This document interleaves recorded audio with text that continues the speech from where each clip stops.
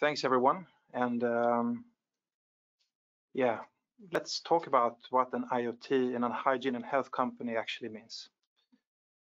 So Peter, what does it mean to enter the field of IoT in a company with 47,000 employees?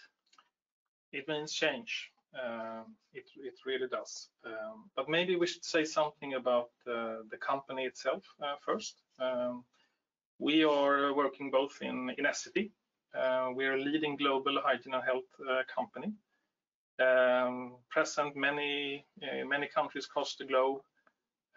Perhaps many of you know us most through our brands like Tork, TENA, Libresse, Libro, Edet. A lot of brands that I think many of us are actually connecting to every day. But as you can hear from this, we're quite proud of these brands. They are not completely digital yet, but we are working on it. So let's come to that. But first, let's give a little bit of a recap and raise the question about is it worth to look at history when you want to look at the future? Of course, the future is the topic for us all here. And actually, we had a colleague who was here at the software day last year, Pernilla, and she was talking about data-driven cleaning, Tork EasyCube, which we are continuing to conquer the world with, doing great. But honestly, we did have a good plan, we still do, but this picture on the side there, this sign of a toilet, which is supposed to solve a problem, in many cases a very needed problem, has now turned into something else, because the customer request we get the whole time now is, what's on the other side? Who could think of that social distancing would be relevant for a washroom? But actually, one of the biggest worries we have seen in the hygiene research that we do globally is actually how many people are in there? Will there be a crowd? Or even worse, will there be a queue? So yes, history is important. Prediction we can do. Then let's adapt to the future as it happens. So yeah, and I think taking the main takeaways from this is, of course, and we do know we have a gap between the aging population and increasing demand, cost of care, increasing staff turnover, to name a few of the challenges. The essence here is that in the future will be fewer to take care of more. And just to put this into a context, I believe that in 2050 will be an additional 1 billion people plus 65. Already today, we have about 400 million incontinent people in the world, equivalent to almost a country size. It will be the third biggest country, I think, something like that. So it's an immense problem. But the second peak, I mean, we should of course acknowledge these trends. But the thing here is that we need to focus on the customer and the actual user, or the consumer in this case. Where are the needs? Because in this competing field, actually knowing the customer and consumer needs, that's how we become relevant here. So of course, when we are developing solutions with Tork and TENA, we go back to what we are good at, hygiene and health. How can we leverage that strength? And then which we'll come back to, where do we acquire competence? Where do we find partnerships? And what should we make ourselves? And I do think, Axel, I mean, this picture that you just had up there, it also raises this, let's say, simple question, or not simple question, hard answer. Will there be time actually for those few people to do the right things? And maybe that's where actually what we talk about today comes in as a hopefully a problem solver to us people. But how is it then to leverage the expertise we have in hygiene and health in this new IoT environment, Axel? It's a long and good question. I think one way of answering the question would be through an example. And I picked the example of TENA Identify, which is a digital assessment product for nursing homes of elder care. In essence, you use it over 72 hours. It digitally tracks the voiding pattern of a resident. and you get an insight of the pattern of that residence. Simple, but that's how it should be, because going back to the needs, there will be no time for care staff in the future, and in fact not even today, to read a manual. The UX and the UI needs to be spot on, it needs to be there. So here the simplicity is the key. But if we look at the outcomes here, what we actually gain by having an individual care plan for incontinence, it's quite impressive, because for the resident themselves, we can contribute to fewer leakages, better skin health, more comfort. And for the care staff, I mean, taking a couple of the KPIs here, we have seen that we reduced the waste by 35%. We reduced the need of absorbency, if so to say, with 24%. So that means that we are actually impacting quite a lot, both on the resident side, but definitely on the caregiver side, but also on the payer side. So yet, if looking upon it from that direction, it should be simple, it should be intuitive, but with an impact. And then, of course, I think the question we would like to have the answer to is, when is it actually right to make by your partner? Yeah, and we've actually prepared one slide for it, right? But obviously this goes into a longer discussion, but I think what I wanted to mention here is another example. A few years back, we acquired a Canadian company that we found interesting, that had an interesting blueprint, you could say, for detecting moisture on our absorbent products. That's a good example of how we see a need. We base our solutions on a need. We look into, okay, what would be the user requirements or the business requirements here? We look upon, okay, should we develop this? In our case, and coming back to what you said earlier, we're a hygiene and health company. We didn't have the competence at that time to actually take it from scratch, and we believed it will be a quicker route to actually acquire the components through this acquisition. So it's a good example of an acquisition that then led into a launch this year. But it's also a good example of a partnership, because when we have acquired it, then the development journey comes. And I know you know this as well as I do. I mean, how do we get the right competence around the table at the right time? And obviously here we need to include hardware competence, we need to include quality testing, software competence, and we have different needs at different specific time. So obviously we have a lot of partnerships around this development as well. And then of course, what do we make ourselves?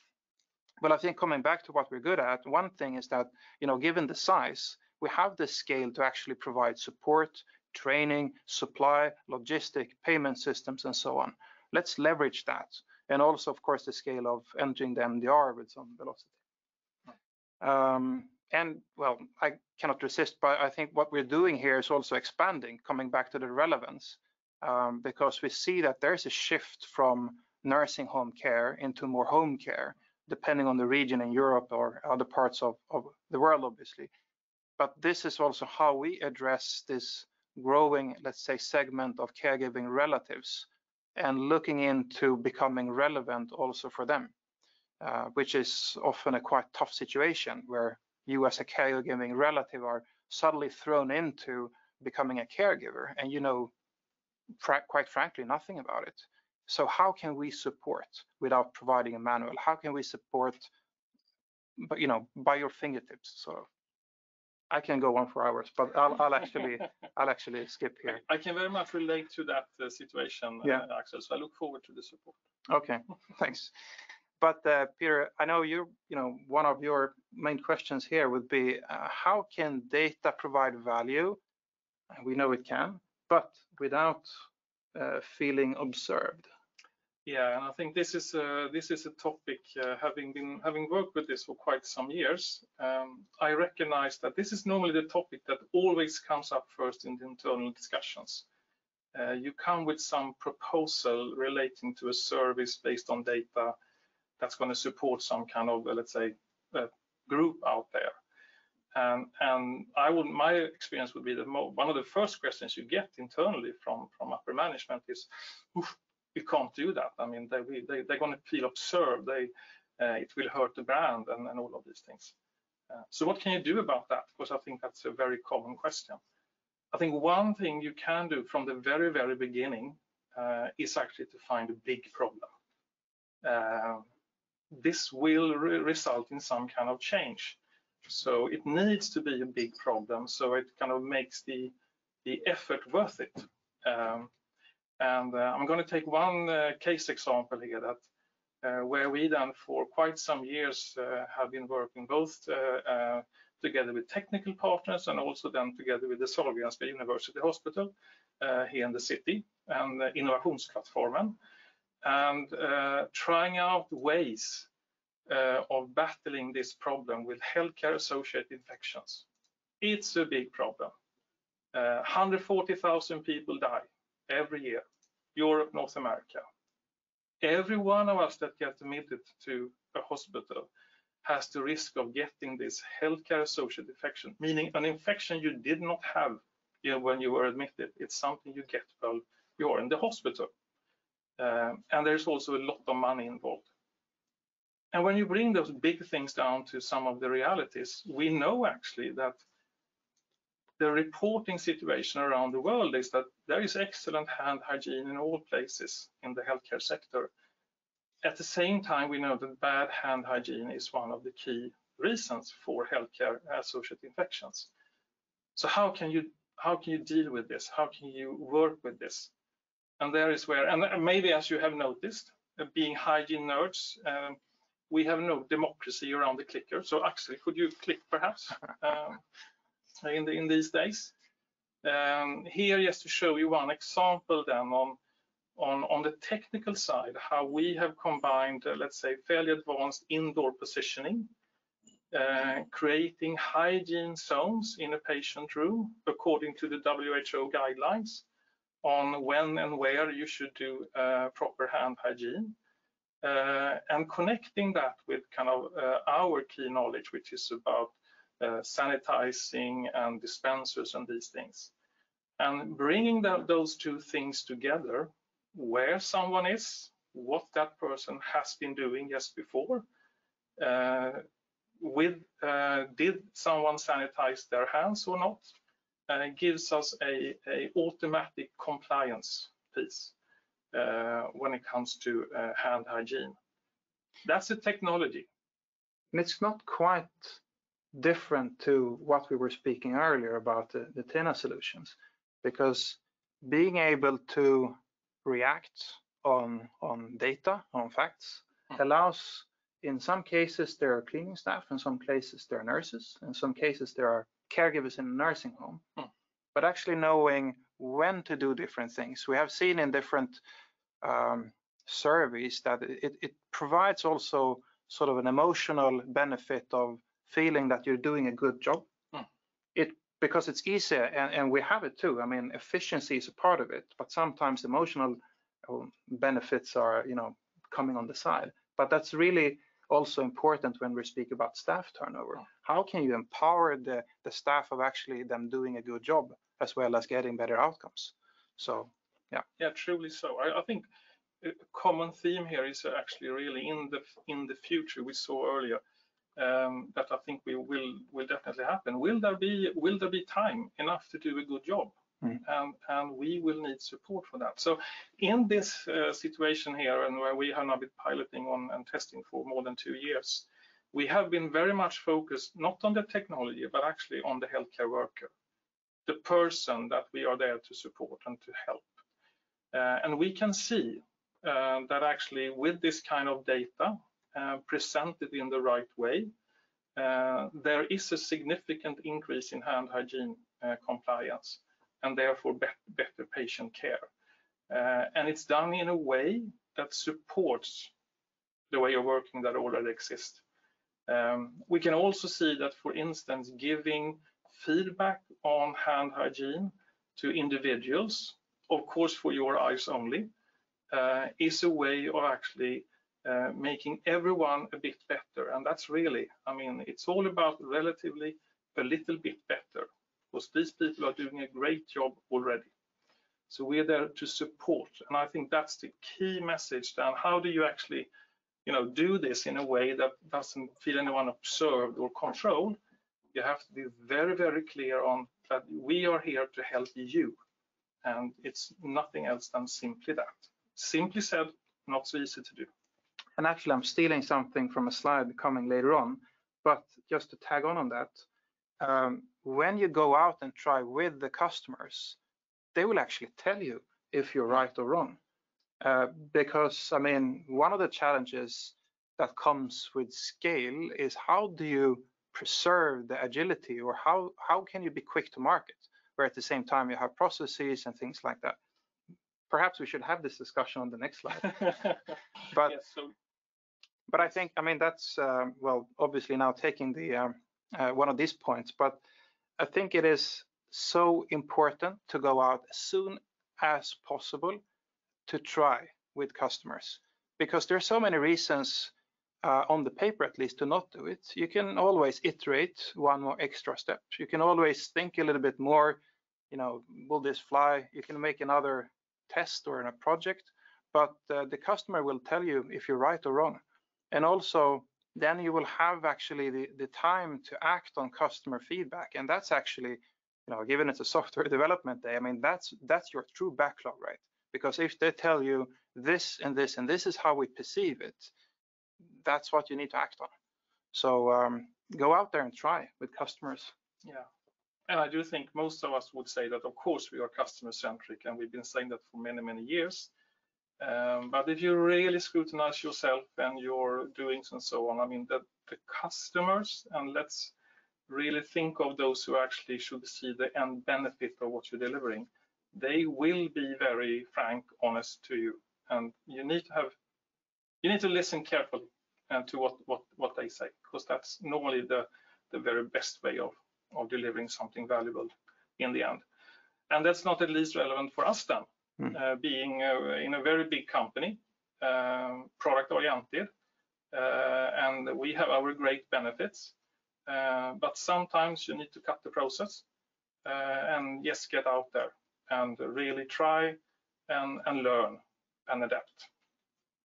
And another point was actually a question that we got in another session, but that was, you know, what has been the challenges of doing it? Because obviously, when you put together example, it's a success story.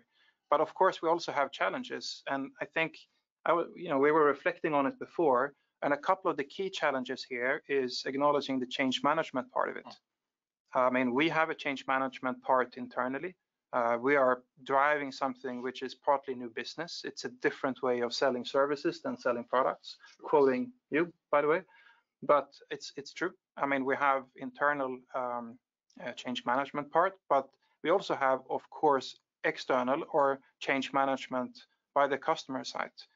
I mean, quite recently, a few years back, much of the technology was simply too expensive for a nursing home. They're often struggling with quite tight resources.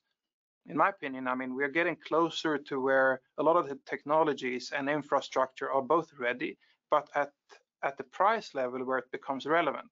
So that means that we are basically entering a little bit of a new way of working in many of these environments. So we are applying a new way of working as well. There we have change management again. And I think reflecting on a couple of our solutions here, I mean, Tork EasyCube and TENA Identify, it's been on the market since, I sometimes say 2014, and then you come back saying we were actually earlier, but nevertheless, quite some years. Quite some years. And I think, you know, what we have learned is that if I look at TENA Identify, it's been on since 2014. I think it was the last year, one of our nursing homes got a patient award for patient safety using it. It's of course great, well done, I mean, to the staff to begin with, but it also tells us something that about 5 years it takes to actually get sort of really the traction or some results in that regard. And to build on that, if there is anything, I think the both of us would believe in to shorten that time, which of course is what we would like. At the end of the day, we're a commercial entity. Is really to look at partnership and to stay away from this thing that we can solve it ourselves. So have that ecosystem, create those win-wins, and make friends.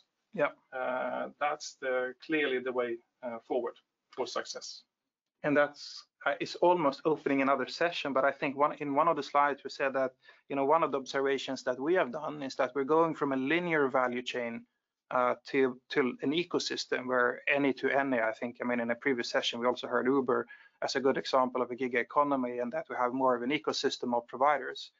I mean, obviously this happens to us as well. So when we go out there, it's not longer company A provides something to someone B, get cash in return. It's an ecosystem. And that actually also acquires get out there and try, pick up the phone, get around the table with some friends or potential friends, see if it works, see if it flies, move on. That's at least the mindset we're trying to apply. Sure is. Thank you for listening. Thanks a lot. Thanks, Anna. Oh, great. I'll leave this one here. You leave the clicker on the table, but you're still in camera, because we are happy to say that we have some questions from the audience that would like to ask you. And one question is the customer the same tomorrow as today? I'll be happy to answer, because I think the answer is fairly easy. In one way, it's no. Then who the customer is maybe the answer, which is not as clear, but it is changing. And we have already seen that during what we do today, let's say the customer as such is changing. And I'm just convinced that it will continue to change. That's why I also think it's so key to actually have a clear eye on the end user, to kind of create the value from bottom up, and not maybe in the old-fashioned sourcing to sourcing negotiation. And that's actually, I cannot help to reflect on an article that I read about it. And it said, don't know if it's true or not, but it kind of, you know, sparked imagination that before, let's take before as a time step here, we have, of course, loyalty to brands. And potentially with the inclusion of AI and AI assistants, you might actually have your digital butler always close to you, right? And then the loyalty might change to your AI assistant instead of a brand. And we spoke about brands. What would that mean to us? If it's a customer or not, difficult to answer, but definitely we have a new stakeholder around the table, which might be a data-driven AI assistant. So a lot of things we're talking about is still that customer intimacy, regardless of who the customer is. Really important to be very, very close to that customer, undepending of who and what kind of application or service that you are offering. And like Peter said, if we focus on the need for the customers, we are building on something healthy. Okay, I think we'll just we take one more question before you leave the stage. And this is, of course, a little bit more on the tech side of things, but I think, can you maintain the IoT you build up over time? Talking about maintenance, backward compatibility, etc. for sensors. And it's a question from John. Thank you, John. I think, John, that's a very, very good question. But my answer would be yes, actually. I think as Essity, we have to take a decision some time ago that we're going to build a company-wide platform when it comes to this, let's say, backend. So me and Axel, even though we work in different parts, and we have some other colleagues also from other parts of the company, we do very different business, but we kind of are hosted on the same platform. So we have realized the need to create volume here. I would very much say that we are committed to actually create and maintain that platform over time, because we understand it's such a key. For also from earlier speakers that we heard that I mean, either you disrupt yourself or someone else going to do it, and we would like to be part at least of that disruption. I'm certain that you will be after talking about these things that we've been talking about right now. So for now, thank you very much. It's time for me to introduce the next speaker session. Thank you. See you later, Axel. You will join the panel a little bit later on.